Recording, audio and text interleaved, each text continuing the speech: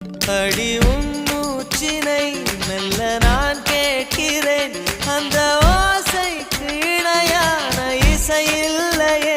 உந்தன் கூந்தல் முடி கொஞ்சம் அசைகின்றது, அந்த அசைவுக்கு நடனங்கள் இணையில்லையே. சிற்பம் கவிதை ஓவியம் மூன்றும் சேரும் ஓரிடம் கண்டேன் பெண்ணே நான் உன்னிடம். பெண்ணெல்லாம் பெண் போல இருக்க, நீ மட்டும் என் நெஞ்சை மயக்க, பூமிக்கு வந்தாய தேவதை போலவே.